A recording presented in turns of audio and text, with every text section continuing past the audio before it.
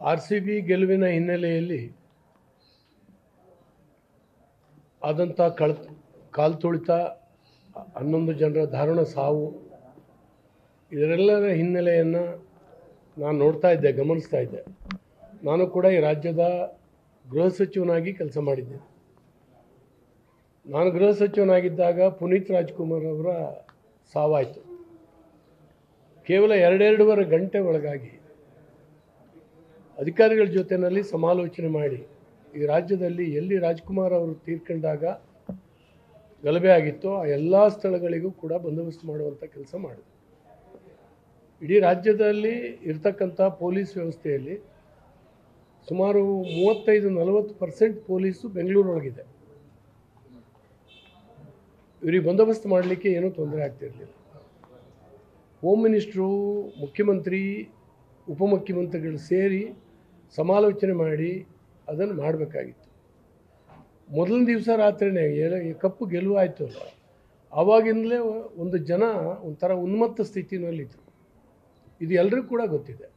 ಮಾರನೇ ದಿವಸ ಹೀಗಾಗತ್ತೆ ಅಂತ ಸರ್ಕಾರವೇ ಕರೆದಿದೆ, ನೀವು ಬನ್ನಿ ನಾವು ಸೆಲೆಬ್ರೇಷನ್ ಮಾಡ್ತೀವಿ ಅಂತೇಳಿ.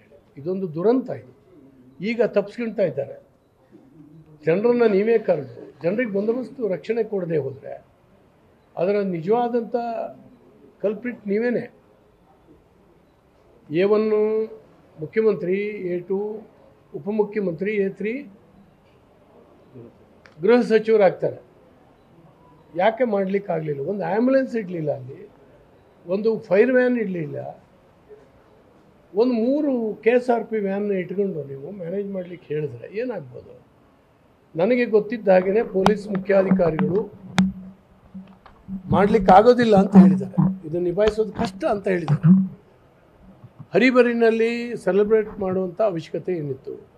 ಮತ್ತು ಇಡೀ ದೇಶದ ಟೀಮ್ ಏನು ಗೆದ್ದಿದ್ದಲ್ಲ, ಅದು ಯಾವುದೋ ಅಂತಾರಾಷ್ಟ್ರೀಯ ಮಟ್ಟದ ಕಪ್ಪನ್ನು ಗೆದ್ದಿದ್ದಲ್ಲ. ಕೇವಲ ಇದೊಂದು ಕಮರ್ಷಿಯಲ್, ಪ್ಯೂರ್ಲಿ ಕಮರ್ಷಿಯಲ್ ಆಗಿರುತ್ತೆ. ಯಾರಾದ್ರು ಹಣ ಮಾಡಲಿಕ್ಕೋಸ್ಕರ ಮಾಡಿರ್ತಕ್ಕಂಥ. ಕರ್ನಾಟಕ ಟೀಮ್ ಗೆದ್ದಿದ್ರೆ, ರಣಜಿನೋದು ಯಾವುದಾದ್ರು ಗೆದ್ದಿದ್ರೆ ನಾವು ಹೇಳ್ಬೋದಾಗಿತ್ತು. ಇಡೀ ಕರ್ನಾಟಕದವರು ಅದರಲ್ಲಿ 2 ಜನ ಇದ್ದಾರೆ, ಆಟ ಆಡಿದ್ದಾರೆ, ಬಿಟ್ಟರೆ ಬೇರೆ ಯಾರಿಲ್ಲ. ಆದ್ದರಿಂದ ಇದರ ಹೊಣೆಗಾರಿಕೆಯನ್ನು ಯಾರೋ 5 ಜನ ಪೊಲೀಸ್ ಅಧಿಕಾರಿಗಳನ್ನು ಸಸ್ಪೆಂಡ್ ಮಾಡೋದ್ರ ಮೂಲಕ ಅವ್ರ ತಲೆ ಮೇಲೆ ಹಾಕಿ ನೀವು ಸೇಫ್ ಆಗಲಿಕ್ಕಾಗೋದಿಲ್ಲ. ನಿಮ್ಮ ಹೃದಯ ಮುಟ್ಟಿ ನೋಡ್ಕೊಳ್ಬೇಕು ಮುಖ್ಯಮಂತ್ರಿಗಳು, ನೀವು ಮಾಡಿದ ಇದು ನೀವು ಕೆಟ್ಟತನ ಏನು ಅಂತೇಳಿ. 11 ಜನರ ಸಾವಿಗೆ ನೀವೇ ಕಾರಣ, ನಿಮ್ಮ ಸರ್ಕಾರವೇ ಕಾರಣ. ನೀವು ಇಷ್ಟೊತ್ತಿಗಾಗಲೇ ಜನರ ಕ್ಷಮೆ ಕೇಳಬೇಕಾಗಿತ್ತು, ಏನೂ ಮಾಡಲಿಲ್ಲ. ನೀವೇನೇನೋ ಮಾಡ್ತೀರಿ. ಇವತ್ತು ಸಿಟ್ಟಿಂಗ್ ಜಡ್ಜ್ ನೇತೃತ್ವದಲ್ಲಿ ಎನ್ಕ್ವೈರಿಯನ್ನು ಮಾಡಬೇಕಾಗಿತ್ತು. ಅದು ಬಿಟ್ಕೊಂಡು ನೀವೇನೇನೋ ಮಾಡಿ ಯಾರ್ದೋ ಮೇಲೆ ಹಾಕಿ ಜನರ ಕಣ್ಣರಿಸುವಂಥ ತಂತ್ರ ಮಾಡ್ತೀರಿ. ನಾವು BJP ಅವ್ರು ಮಾತಾಡಿದ್ರೆ ಪಾಲಿಟಿಕ್ಸ್ ಮಾಡ್ತೀರಿ ಅಂತ ಹೇಳ್ತೀರಿ. ನಾವು ವಿರೋಧ ಪಕ್ಷವಾಗಿ ಇವತ್ತು ಕೇಳೋದೇ ಪಾಲಿಟಿಕ್ಸ್. ಅದು ನಿಮ್ಮನ್ನು ಯಾರು ಕೇಳಬಾರ್ದು, ನೀವು ಮಾಡಬಾರ್ದು ಮಾಡ್ತಾಯಿದ್ದೀರಿ.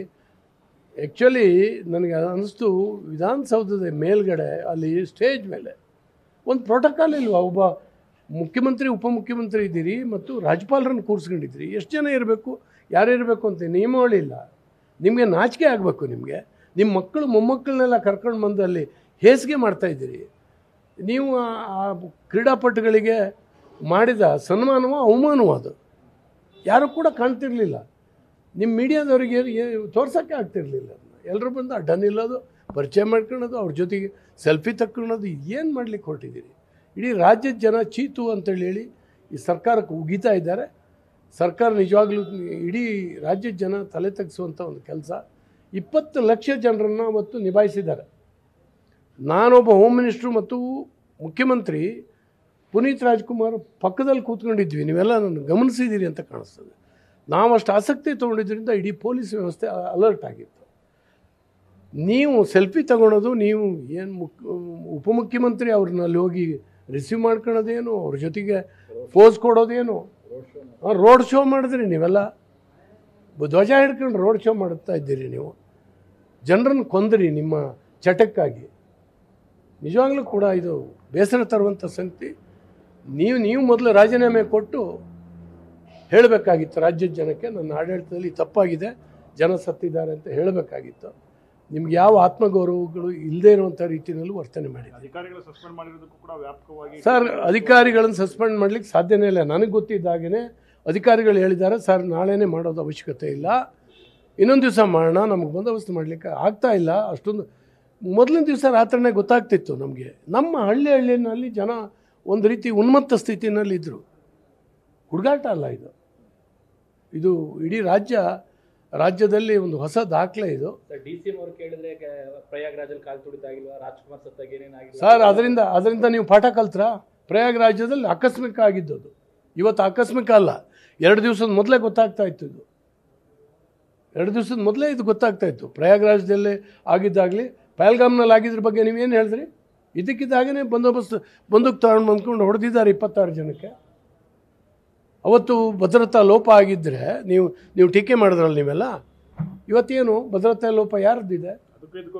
ಕಂಪೇರ್ ಮಾಡ್ಲಿಕ್ಕೆ ಆಗೋದಿಲ್ಲ. ಅದಕ್ಕೂ ಇದಕ್ಕೂ ಕಂಪೇರ್ 2 ದಿವಸದ ಮೊದಲು ಗೊತ್ತಿತ್ತು ಈ ಸ್ಥಿತಿ ಆಗ್ತದೆ ಅಂತೇಳಿ ಇಲ್ಲಿ.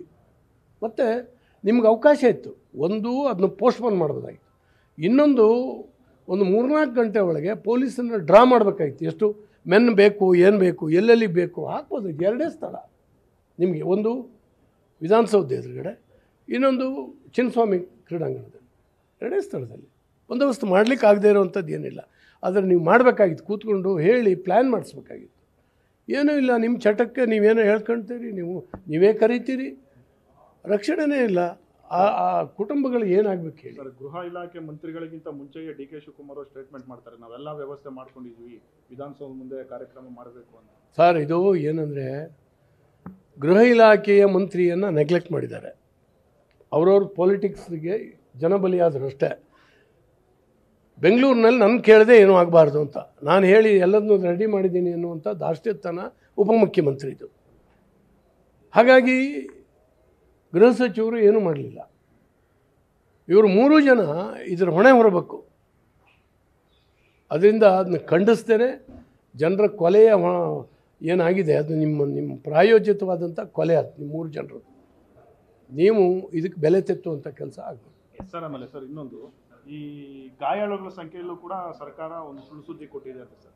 ಈಗ ತನಿಖೆ ಆಗ್ತಿದೆ, ಸುಮಾರು 60ಕ್ಕೂ ಹೆಚ್ಚು ಗಾಯಾಳುಗಳಿದ್ದಾರೆ, ಆದರೆ ಸರ್ಕಾರ ಕೇವಲ 45 ಗಾಯಾಳುಗಳು ಮಾತ್ರ ಇದ್ದಾರೆ ಅಂತ. ತುಂಬ ಜನ ಗಾಯಾಳುಗಳಿದ್ದಾರೆ ಸರ್. ನಾವು ನಿಮ್ಮ ಮೀಡಿಯಾದಲ್ಲೇ ನೋಡ್ತಾ ಇದ್ದೀವಿ, ನಮಗೆ ಅರ್ಥ ಆಗ್ತದೆ. ಯಾರ್ದೋ ಮೈ ಮೇಲೆ ಯಾರೋ ಹತ್ತು ಹೋಗ್ತಾ ಇದ್ದಾರೆ, ಏನೋ ಆಗ್ತಾರೆ, ಯಾರೋ ಕೆಳಗೆ ಬಿದ್ದಿದ್ದಾರೆ. ಇದು ಈ ಕೆಲವರು ಆಸ್ಪತ್ರೆಗೆ ಬರಲಿಲ್ಲ, ಕೆಲವರು ಹಾಗೆ ಹೋಗಿದ್ದಾರೆ, ಬೇರೆ ಬೇರೆ ಖಾಸಗಿ ಆಸ್ಪತ್ರೆಯಲ್ಲಿ ತೊಗೊಳ್ತಾ ಇದ್ದಾರೆ. ಮತ್ತು ಇದನ್ನೆಲ್ಲವನ್ನೂ ಮುಚ್ಚಾಕುವಂಥ ಒಂದು ಪ್ರಯತ್ನ, ಭಾಳ ಬೇಗ ಜನರ ಮನಸ್ಸಿನಿಂದ ಅಳಿಸಾಕುವಂಥ ಪ್ರಯತ್ನವನ್ನು ವ್ಯವಸ್ಥಿತವಾಗಿ ಮಾಡ್ತಾ ಇದ್ದಾರೆ.